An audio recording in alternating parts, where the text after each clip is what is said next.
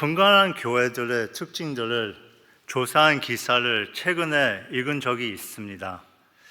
미국에 있는 여러 교회들을 대상으로 조사한 결과 건강한 교회들이 가지고 있는 세 가지 특징을 발견할 수 있었습니다. 건강한 교회들의 첫 번째 특징은 분명한 목적이었습니다. 두 번째 특징은 체계적인 교육 방식이었습니다. 그리고 마지막으로 제일 중요한 특징은 강력한 리더십이었습니다. 저는 이 기사 내용에 많이 공감했습니다. 좋은 리더는 교회가 하나 되게 만듭니다. 열정적인 리더는 다른 사람들에게 신앙에 대한 확신을 줍니다. 건강한 교회는 늘 신실한 리더가 있습니다. 잠언 11장 14절은 진략이 없으면 백성이 망하여도 진략이 많으면 평안을 누린다고 말합니다. 좋은 리더십은 매우 중요합니다. 오늘 본문은 아론과 그의 아들들이 제사장으로 위임된 과정을 담고 있습니다. 나중에 왕정 시대에는 이스라엘의 리더십이 왕과 제사장으로 분리되었지만 출애굽기가 세워졌던 광야 시대에는 왕이 없었기 때문에 제사장의 역할은 더욱더 중요했습니다. 제사장은 영적인 부분들 뿐만 아니라 삶의 전반적인 부분들이 사람들에게 영향력을 행사했습니다. 오늘 본문을 통해 하나님께서 원하시고 세우시는 리더십의 세 가지 특징을 함께 살펴보겠습니다. 오늘 본문 1절입니다. 내가 그들에게 나를 섬길 제사장 직분을 위임하여 그들을 거룩하게 할 일은 이러하니. 첫째, 하느님 나라의 리더는 하느님께서 세우십니다. 아론과 그의 아들들은 스스로의 노력이나 사람들의 지지를 통해 리더가 되지 않았습니다. 이들이 제사장이 되길 선택한 것이 아니라 하느님께서 이들은 제사장으로 택하셨습니다. 하느님께서는 자신의 목적을 위해 사람을 리더로 부르시고 세우시고 기름 부으십니다. 이 땅의 모든 권위와 리더십은 하느님으로부터 옵니다. 그리고 하느님께서는 자신만의 기준을 가지고 지도자를 선택하십니다. 하느님께서 리더를 선택하는 기준과 세상의 리더를 선택하는 기준은 참 많이 다릅니다. 모세는 말을 잘 하지 못했습니다. 예레미야는 경험이 너무 부족했습니다. 바울은 영적으로 교만한 바리새인이었습니다. 인간적으로 봤을 때 이 사람들은 리더로 세워지기에는 너무나도 부족한 사람들이었습니다. 그런데 하느님께 부름받은 리더들의 공통적인 한 가지 특징이 있습니다. 바로 하나님에 대한 신실함, faithfulness입니다. 이들은 자신들의 부족함과 연약함 속에서도 끝까지 하나님을 신뢰했습니다. 하느님께서는 이들의 약점과 결점들을 오히려 사용하시면서 세상 가운데 자신의 영광과 능력을 나타내셨습니다. 하느님께서 사도 바울에게 이렇게 말씀하십니다. 너무 유명한 말씀이시죠. 내 은혜가 내가 족하도다.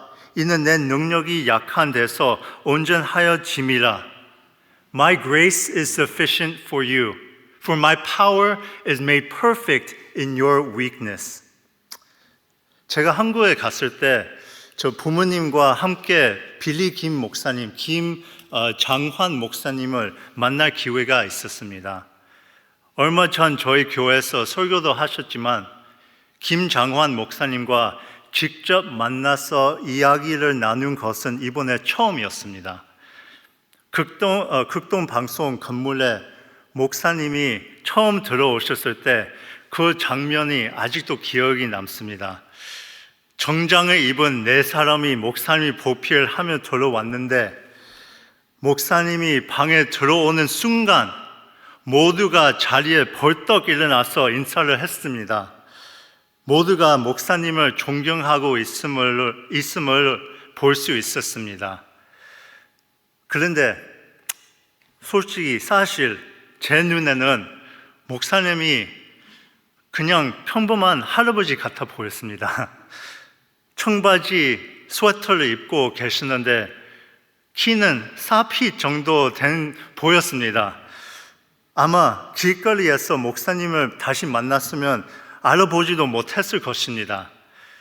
그런데 하느님께서는 김장환 목사님을 통해 놀라운 일들을 하셨습니다. 하느님께서는 우리의 자격과 능력보다도 우리의 신실함을 보십니다. 김장환 목사님과 이야기를 나누면서 이 사실이 저에게 더 분명히 다가왔습니다. 하느님께서 왜 그를 그렇게 강력하게 사용하실 수 있었는지 참 이해가 되었습니다.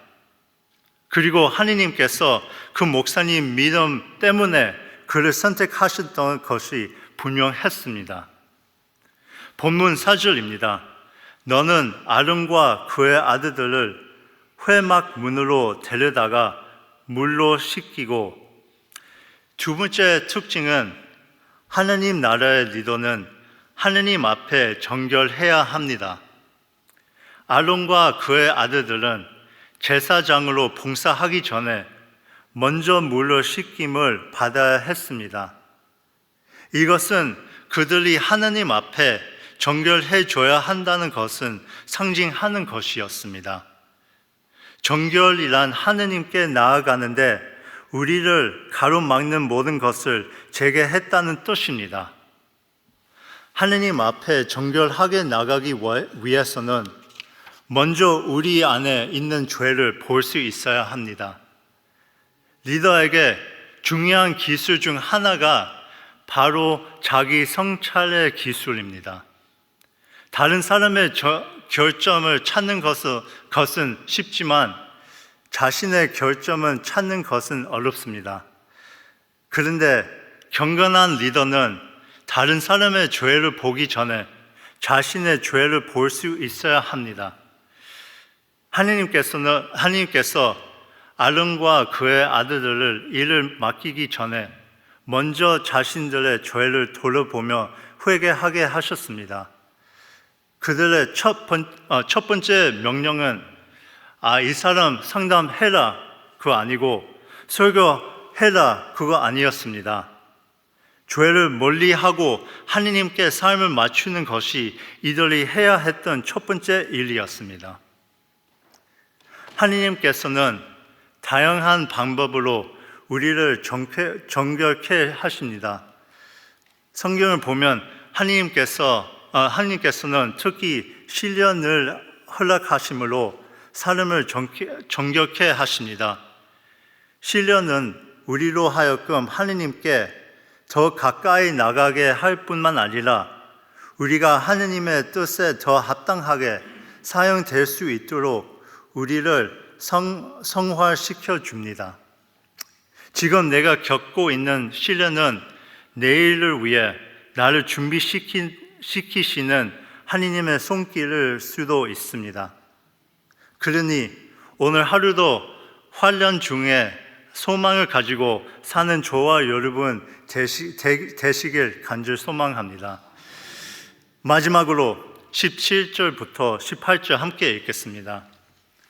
그 수양에 각을 뜨고 그 장부와 다리는 씻어 각을 뜬 고기와 그 머리와 함께 두고 그 수양 전부를 다 위에 불살라. 이는 여호와께 드리는 번제요 이는 향기로운 냄새니 여호와께 드리는 화제니라. 아멘. 하느님 나라의 리더는 하느님께 온전히 집중합니다. 아론과 그의 아들들이 제사장이 되는 과정 중에 동물을 희생하는 것을 볼 수 있었습니다. 동물을 희생 제물로 바쳐 불에 태우는 것은 하느님 앞에 완전히 항복했다는 것을 상징합니다. 번제를 드림으로 그들이 어떤 상황 속에서도 계속 열정을 갖고 헌신하겠다 약속을 했습니다. 처음 이 구절을 읽을 때는 내용이 이상해 보입니다. 아론과 그의 아들들은 수양을 자르고 씻고 정리를 합니다. 그런데 마지막에는 이들이 열심히 준비한 제물이 제단에서 완전히 불에 태워버립니다. 이들이 열심히 준비한 제물은 한순간에 사라지게 됩니다. 그리고 이 냄새를 맡고 하느님께서 기뻐하십니다. 아론과 그의 아들들은 왜 수고스럽게 이 모든 일을 해야 했을까요? 이 예식을 통해 하느님께서는 그들이 쏟는 피와 땀과 눈물이 백성을 위한 것이 아니라 오직 하느님을 위한 것임을 보여주셨습니다. 저는 처음 사역을 시작했을 때 제가 힘들어했던 것 중 하나가 사람들에게 인정을 받는 것이었습니다. 사람들이 저에게 대해 좋은 말을 해주면 너무 행복했습니다. 반대로 사람들이 아무 말도 하지 않으면 제가 뭘 잘못했나? 그 이유가 너무 궁금했습니다. 더 많은 사람들이 교회에 오면 너무 기뻤고 내 때문에 라고 생각했고 더 이상 오지 않으면 허탈했습니다. 당시에는 깨닫지 못했지만 하느님께서는 저를 훈련시키고 계셨습니다. 저는 상대방의 저를 어떻게 생각할까 너무 걱정이 되어 해야 할 말을 못할 때가 많았습니다. 또 제가 인정받고 싶은 사람에게는 일부러 칭찬을 더 많이 했습니다. 저는 교인들의 영향을 받으며 목회를 했습니다. 하지만 제가 힘들어했던 그 시기에 한 가지 생각이 들었습니다. 하느님께서 저를 이 자리로 부르셨다면 책임도 함께 져 주신다는 알았습니다.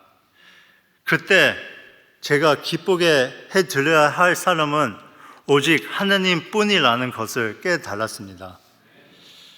신실하게 사역하다가 사람들이 교회를 떠난다면 그거는 하느님 책임이고 더 많은 사람들이 교회에 오면 그것은 하느님 덕분입니다.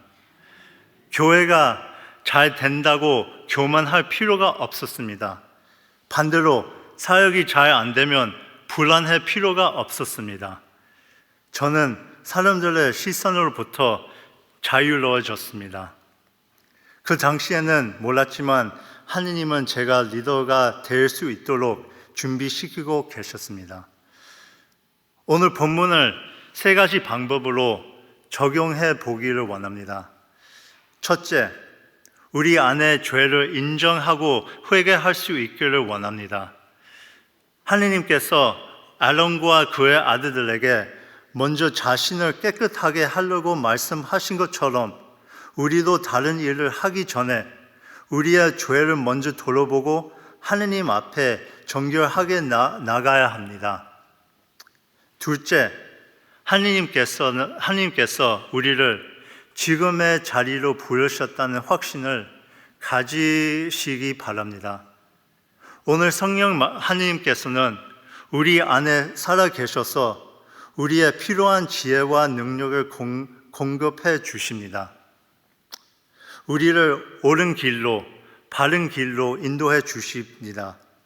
우리가 하느님 앞에 겸손히 엎드려 부르짖을 때 하느님께서 우리를 책임져 주십니다. 마지막으로 사람의 인정보다 하느님의 인정을 구하시기 바랍니다. 우리가 이 세상의 인정을 받기를 원한다면 우리의 신앙에는 항상 기복이 있을 것입니다. 우리의 감정과 믿음과 삶을 결코 안정적이지 못합니다.